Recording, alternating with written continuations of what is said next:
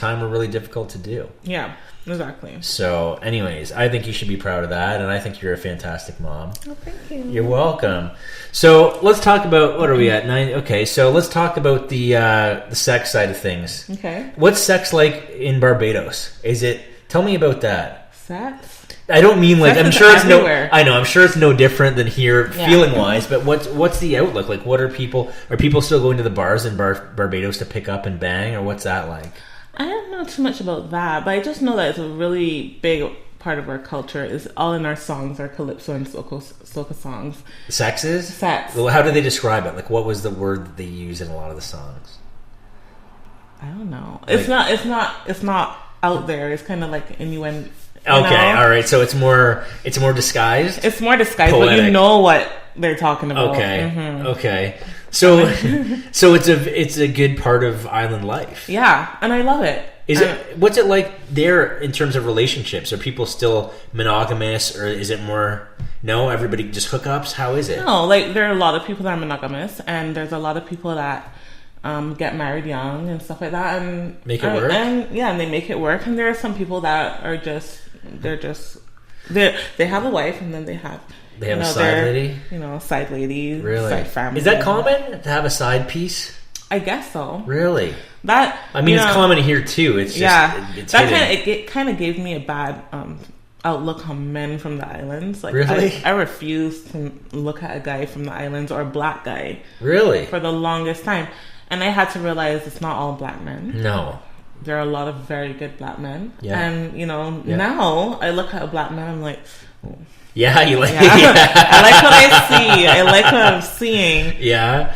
Well, that's good. I mean, it's nice to be able to take that judgment away. Yeah. I had to grow up. Yeah. And I just hope that a lot of black men out there see the same thing about black women, because a lot of things that I'm hearing about black women is negative. Really?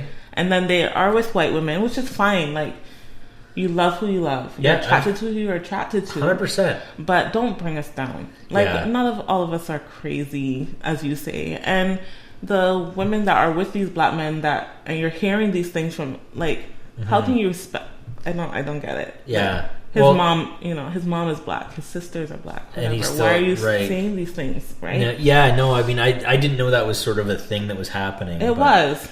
That's more in Barbados that's happening, or is that here? Here. Yeah. Okay, so interesting. Yeah. So how are you finding? Was it a big transition going from Barbados to? Did you go right to London, Ontario, or? Yeah, I came straight to London, Ontario. And how did you find it when you got here? Was it a bit of a culture shock with all these a culture white shock. people walking around? I'm like, where's black people? Yeah. I felt, and I was probably the only. No, there was 2 mixed guys in my class, in my whole program, and I was the only Which black. program is this? It was hospitality management. At Fanshawe. At Fanshawe, okay. And there was only a couple other mixed race individuals? Yeah. Okay. So I felt so alone. Really? I felt... But you already didn't like the black guys from the islands because they were... Well, it was fine, but it's not that I didn't like them. No, right. Because I didn't want anything sexually with them. I see what you're saying. That's what I meant. Because I didn't want to be hurt. I didn't want to hear that they had something else and then I have to punch out somebody. You know what I mean? I see, yeah. But, somebody to relate to. I didn't feel like I used to go straight to class and go straight home. Like, I didn't have I didn't really socialize. Mm-mm. Yeah, I try to picture it, right? I mean, if I was to go to Barbados and I was to start going to class, I'd probably, what would I be called? Nothing. You'd be like, everybody would love you. Yeah? Yeah. But it would probably be, but everybody probably would, loved you in that class as well. You just felt different. Right? If I had been more out there, and yeah. You have to understand, I'm naturally a shy person. I'm pretty sure when I first met you, I didn't really say much. I was just, there. Yeah. But...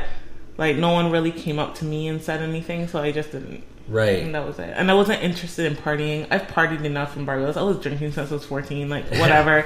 Whenever we were like, let's get fucked up tonight, I'm like, okay, I'm going to go home and read a book. Yeah, sure. That's nothing to me. Well, fair enough. I mean, and you're fairly, you're 25 now, right? Yeah, I'm 25 now. 25. So you had a baby at 24. That's pretty young, but apparently if you're drinking since you're 14, you got a lot of that out of your system. Yeah, I thought 24, 25 to have a kid was pretty... that was kind of the good age. I think so. Yeah. I mean, there's nothing. I don't have anything against it. Yeah, but it is young. A lot of people have kids later now. Now they do. But I want to have more kids, so why would I start at 30? Right. Fair enough. Mm-hmm.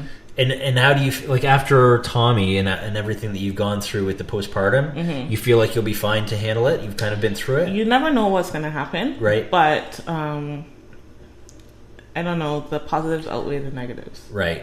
I know that it is a natural part of becoming a mother. Yep.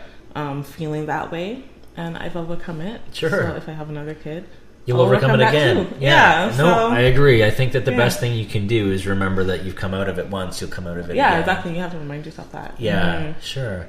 So when you came to Canada, we already kind of went over this because I asked you. Yeah, you did. So you came here at 18 years old. When you came back to Canada, I should say. Yeah. And you were still a virgin. Yes. Good for you, by the way. So how were your relationships? Obviously, I know where you stand now with Tommy and with Chris and everything. But how were your relationships before you met him? Like, did you date anyone? I did date someone, not from Fanshawe. No. Older as well. Well, one was around a little younger actually. Really? Yeah. Oh. He was this native guy, and he was cool. Yeah. You know.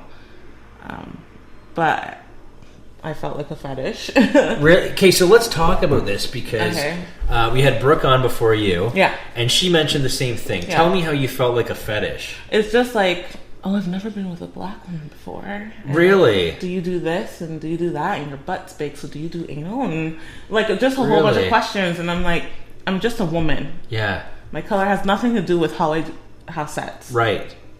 Oh, you have big lips. You must suck a good dick. Like that's basically what the questions are. You know, and you're looked as a sex object. So you were getting these questions from the guy you were dating? From any guy, but he was asking me these questions, and I was kind of naive too. Like I'm like, no. Like, does anybody ask you those kind of questions in Barbados, or is this a Canadian thing? I think it's a Canadian thing. Canadian American, North American thing. Yeah, North American thing.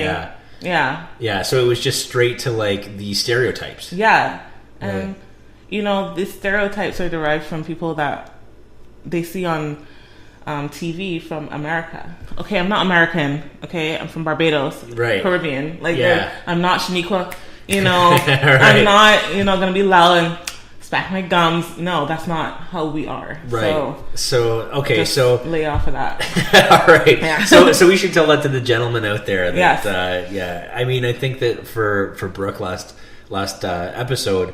The gentleman would come up and say, "Hey, I like dark chocolate. Did you ever get any of that?" Yeah. I'll be walking and someone will shout from their car, "Ooh, hey, brown sugar," or something like that. And, really? Yeah. Jesus. I like my coffee dark. How do you feel when you hear that? I feel like an object. I just feel like a thing. Yeah. I feel. It doesn't make you feel like a person. No, it doesn't. And whenever somebody, tries to chat me up. Any guy that is of a different culture or a white person, I'm always wary. Yeah, like I'm always like just because of the stereotypes that they may think. Yeah, exactly. And I'm like, are you talking to me because you want to get to know me, or are you talking to me because you just want to fuck me? Right. And when you fuck me, is that going to be it? Oh, I've been with a black person. Yeah, I can tell all my buddies. But in all fairness, isn't that kind of what a woman thinks about any guy, period? If a guy's coming up to, is this guy want anything, or does he just want to fuck me, or is? Yeah, I'm pretty sure. Yeah, I'm pretty sure. But like, it's a common thing to be thinking. It's a common thing. But like, I just have that insecurity about it. Like, I don't think that I'm good enough. And even one of my long relationships before Chris, he basically told me, like, we have fun and the sex is awesome, but I could never marry you or have kids. Like, you're black. Really? Yeah. Fuck. Yeah. And he was like, I couldn't take you to my parents. You know how many men have told me, like, after months of, like, talking to them and stuff, like, oh, they wouldn't take me to meet their parents. That's fucking... And, and then that makes you feel like, am I not good enough? Like, I can't help my skin color. I can't do it. I'm a good person. Like, absolutely. And that's all that should matter. That was it. So I guess I'm just good to fucking just... Well, don't believe that. Well, of course not. Yeah, right? But don't believe that. At that point, you're going to think so. Right. So whenever a guy talks to me, I I talk to them. Whatever. Yeah. Well, but you have to be like, listen, are you going to take me home to meet your mother or not? Or not. Yeah. Like, at this point in my life, especially that I have a son, I'm kind of straightforward. Like, you either want to talk to me and be with me, or you don't. Yeah. I'll entertain you. Right. We'll have a good chat and stuff. But other than that, I'm not taking you seriously. Right. So you're obviously not the kind of woman now with a child that would ever want to just hook up and go. You kind of want for something more. Or, I saw your smile crack there. Well, like, I guess it depends on the circumstance. It depends on the circumstance. If I wanted to hook up with somebody, they'll know. Yeah. That's all it is. Right. But I'm not going to lead somebody on. And you're pretty open and honest about it. You know what? Yeah. You look good. Well, fair enough. Let's do it. Fair enough. I hope that moving forward, this whole, like, I'm kind of upset about this race card that's kind of, so like we're in London and obviously I'm a white kid from here. Mm-hmm. So I've never had to experience anything like you're talking about. Right. So I can't really put myself in your shoes. But I don't see it, but that doesn't necessarily mean it doesn't exist, right? And it's kind of disappointing to hear. It is, and it's disappointing to feel as well, especially when you feel it, not only with relationships, but just how people talk to you.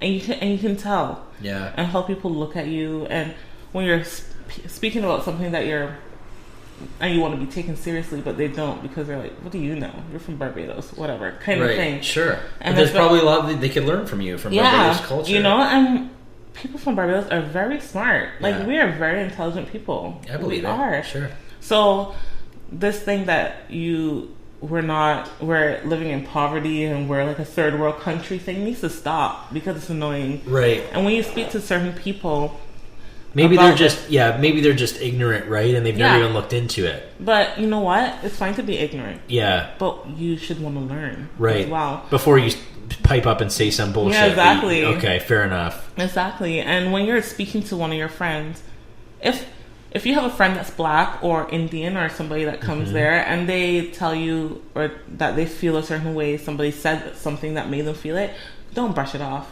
Right. Like, don't say, okay, like, you're looking too much into it, like, whatever, like, you're playing this race card. No, like, you can feel it. You can let them feel what they have to feel. Yeah, like, don't just brush it off. Right. No. So what can we do to, like, as a black woman from who's come here and you've experienced both the island living in Canada, what can we do to improve the bringing of, people with different skin color together? Is there anything, like, what advice would you give to men out there that have poorly communicated with you? Let's say, like, what did they need to know? I don't know. I know it's hard for you guys. Just take sex out of it. Just take sex out of it? Just don't think of anything else. Just talk to them as a person. Talk to them as, you want to get to know them as a best friend. And that's a good idea. Yeah, just talk to them. Well, that doesn't even really have to do with race. That has to do with everything. That has to do with everything. Yeah, if you're approaching a woman or a man or whatever, whoever you're approaching, think of them as a person and not as an object. Not as an object, not as what they can bring to the table or they can't, or where they're from or what their family is doing. Just. What about when you get to know someone and you have a connection? Is it ever okay? Like, what if you're both in the bedroom and then she's, for example, say that I've brought home this woman that we have a relationship for, I don't know, 4 or 6 months, and she just says, like, have your way with me, treat me how you want. Like, is that okay?